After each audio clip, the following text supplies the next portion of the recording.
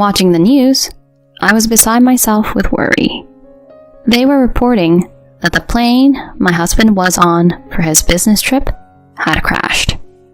I couldn't get through to him, no matter how many times I tried calling. Please, pick up. And then, as usual, I got an email from my husband saying, "Just landed." Oh, thank goodness. But my relief was short-lived when the news anchor stated, "There are no survivors." Huh? How can that be? Wasn't the plane safe after all? My name is Kathy. I live with my husband, Tyson, of 5 years, and our daughter, Julie, who's about to turn 3. I quit my job when I got pregnant, and now I'm a stay-at-home mom. Julie has gotten past her terrible twos and has recently started to be a big help around the house. Those terrible twos were tough. But now I'm enjoying parenting without the stress.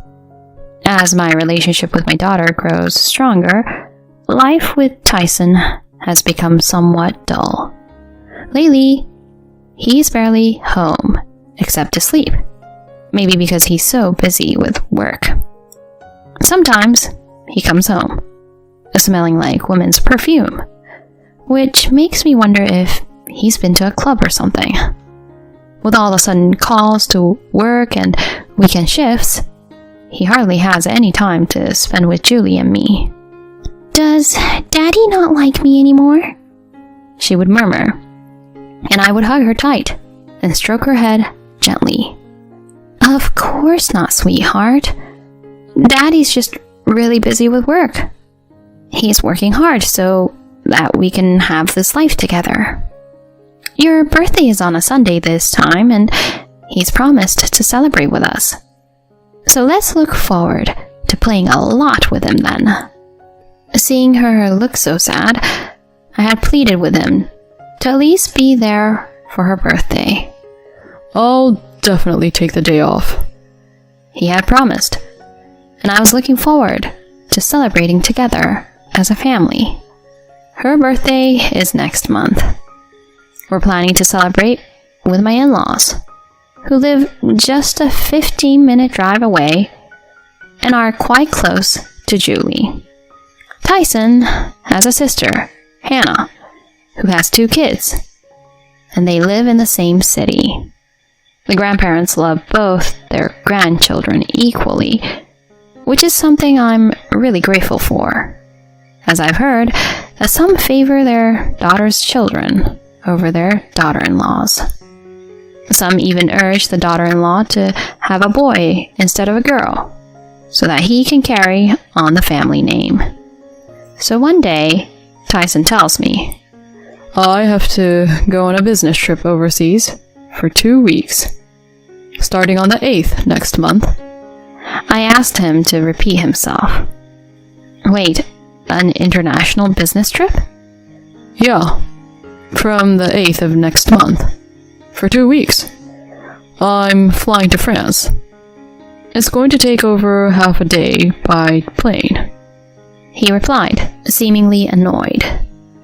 I couldn't hold back and confronted him. "You do remember that Julie's birthday is on the 10th, next month, right?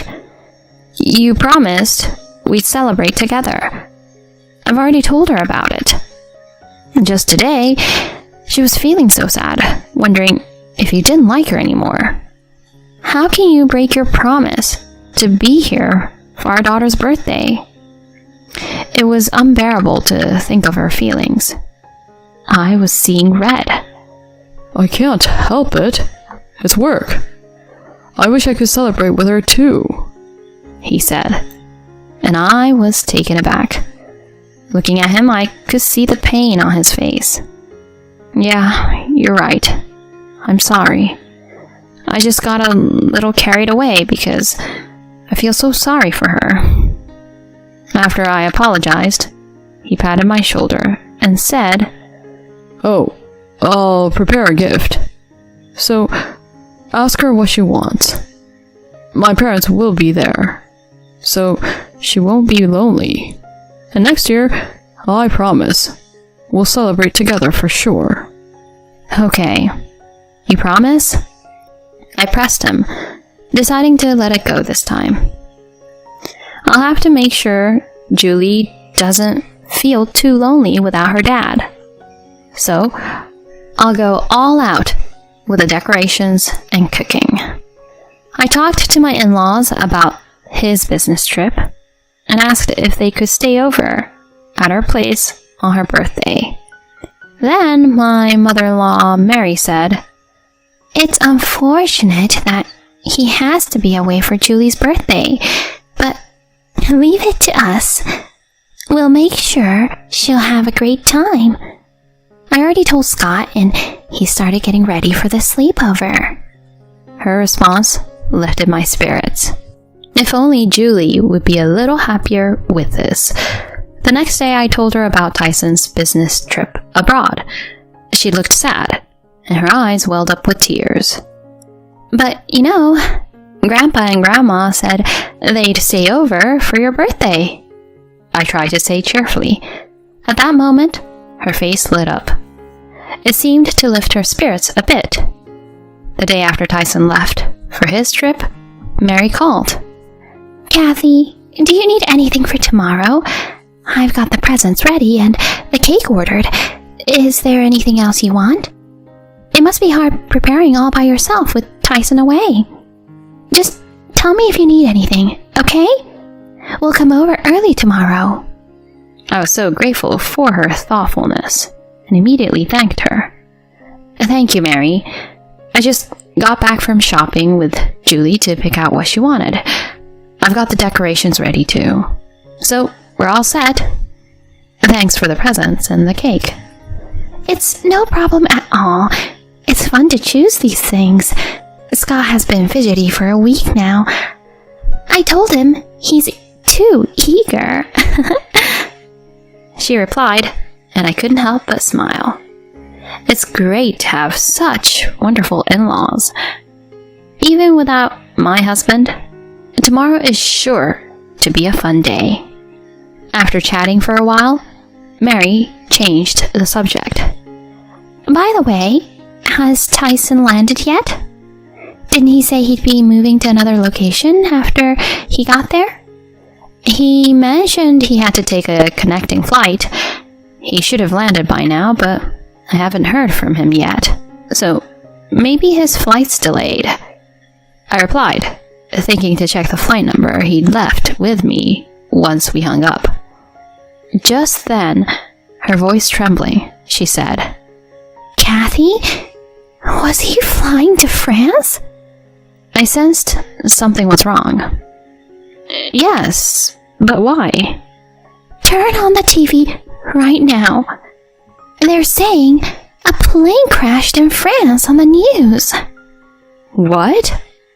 I turned on the TV in a hurry and saw an emergency broadcast of the crash site. I was so shocked that I dropped my cell phone. I heard Mary's scream and quickly picked it back up. "Stay calm, Kathy. We still don't know it's his flight." "You're right," I replied, though I was overwhelmed with anxiety. What if something had happened to him? While I was worried, the news anchor delivered the unbearable truth. It was the same aircraft model that my husband was on. Mary, that's Tyson's flight." "What? What do we do? Tyson." I collapsed to my knees, feeling my mouth go dry as tears streamed down my face, unbidden. "Kathy," Mary's loud voice pulled me back to reality. "Stay strong, Kathy. We don't know what's happened to Tyson yet. Try to get in touch with him. I'm on my way over right now, so stay calm. Okay, honey?" Okay." After hanging up with her, I immediately called Tyson, but all I heard was the hollow sound of the ringing tone. "Please, no. This can't be happening. Why wouldn't he answer? Desperately, I typed a text to him, asking, "Are you okay?" Clutching my phone tightly, I stared at the screen until, to my relief, he texted back, "Just landed." Oh, thank goodness. Tears of relief overflowed as I started to reply to his message. It was then that I heard these words from the TV I had left on. "There are no survivors." Huh? No survivors? How can that be? That was supposed to be the same type of plane Tyson was on. I couldn't stand it anymore, so I stopped texting and made a phone call instead. But I couldn't get through at all.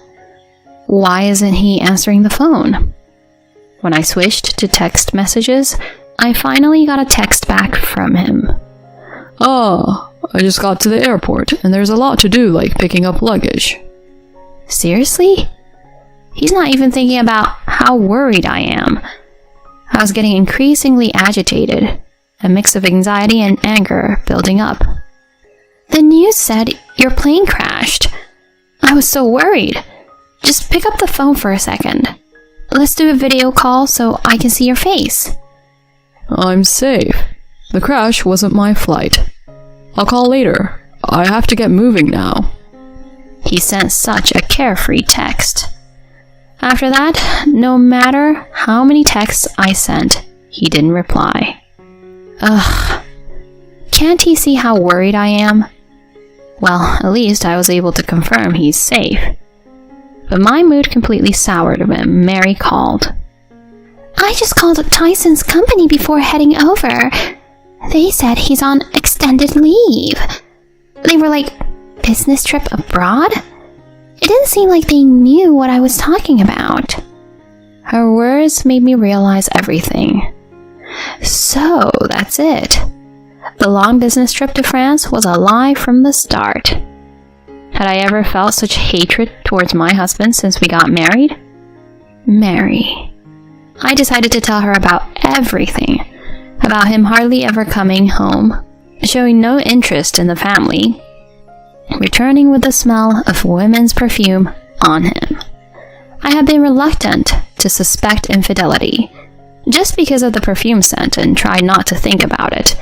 But now that he's taken a long leave and lied about a business trip, infidelity was the only thing that made sense. Mary was openly furious with my conclusion. That idiot son of mine! It's us who were foolish to worry. Kathy, come over to our house. It must be tough to be there with just Julie. I decided to take her up on her offer. Once the move settled down, Mary and Scott apologized to me again.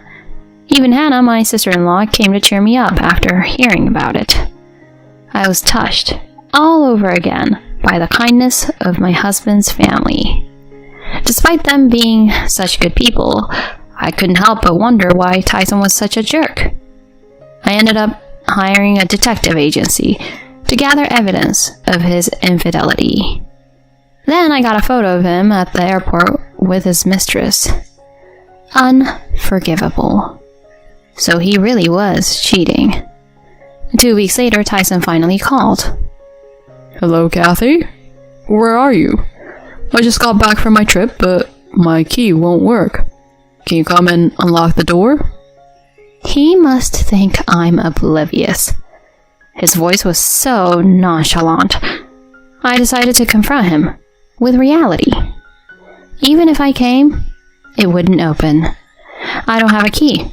And even if I did, the old locks have probably been changed by now. "What? Changed? What are you talking about? You're Kathy, right?" I could tell he was flustered over the phone. We've moved out. I can't be a family with a cheating man who goes on an affair trip on our daughter's birthday. "What are you talking about?" My anger was rising as he played dumb. You think I don't know? I know everything. That you took a long leave from work, that you didn't go to France but the Maldives instead. "Calm down, Kathy. There's some mistake." "All right. There was a colleague who took a long leave. Maybe you're confusing me with him? Are you kidding me? You think you can fool me with that? I'm underestimated, that's for sure. Well, yeah, of course. You've been claiming overtime, working on weekends, all while cheating. I couldn't contain my anger and raised my voice. Deep down, I wanted to lash out and hurl insults. But I was so overwhelmed with emotion, simply stating the facts was all I could manage. I'm divorcing you. You're definitely going to pay alimony and child support. Then I heard him shout. Wait. What now? I snapped back and he stammered in response. I'm sorry. I did have an affair, sure. But it was just for fun. The truth is, Kathy, you're the only one I love. That makes me sick. I retorted, hearing his voice fade, as if vanishing. My words seemed to have an effect. But I had more to say. Nice acting job. But how can I take seriously the words of a man who ditches his daughter's birthday for a cheating getaway? Did you think saying it was just for fun makes it excusable? Cut the crap. I'll never forgive you or your mistress. His tone shifted sharply to irritation as he retorted. Huh? I'm here apologizing and you're giving me attitude. Who do you think provides the lifestyle you're living? If we divorce, you're the one who's going to suffer. Stop making a fuss about an affair. And enough with the birthday nagging. Is it really that important? Then my sister-in-law Hannah snatched the phone from me. Who would want to stay with someone who can't even cherish his own daughter's birthday? Huh? Hannah? Why are you with Kathy? He seemed surprised by her sudden involvement. But that wasn't the end. There were more surprises to come. I'm here too. Mom? I'm here as well. Dad too? At this point, I revealed our ruse to Tyson. We figured you'd call once you realized you couldn't get in the house, so we were all waiting. Julie's with Hannah's husband. Then Scott shouted, You're no son of mine. Don't ever think of stepping foot in this house again. Mary and Hannah began their onslaught, one after the other. Your stuff is stored in the shed. Get it if you need to. If it's not gone by tomorrow, I'm throwing it all out. Tyson, how could you do this to Kathy? Disgusting. The worst. Don't ever come near us again. No, just wait. I'm sorry. I don't know what came over me. I apologize, so please, don't say such things. His family's words clearly wounded him. He sounded like he was about to cry, desperately pleading. But nobody was willing to forgive him. I yelled at him. Don't you understand how unforgivable it is to be cheated on just because you had a whim? You've been cheating for a long time. Don't you dare lie to me at this point. Enough with your cheating, jerk. If you don't agree to divorce, I'll take you to court. Then he panicked at the mention of court and quickly agreed to the divorce. The next day, Tyson showed up at his parents' doorstep to apologize, but all he got were cold stares. Unable to stand it, he took only the bare essentials packed in the shed and left. Afterward, I demanded a lump sum in damages from him and his mistress. Once the mistress realized she'd been caught and faced with a demand for damages, she dumped Tyson. I've left Tyson, so forgive me. But I had no intention of dropping the claim. She ended up taking a job in the night industry because of her debts. My husband, unable to bear the shame at work, chose to resign. However, he needed money for the alimony and child support. He's now working all day, with no time to play. Meanwhile, I'm still living with my in-laws. They continue to treat Julie and me with kindness, just as before. I hope to repay their goodness someday by doing everything I can to the best of my ability.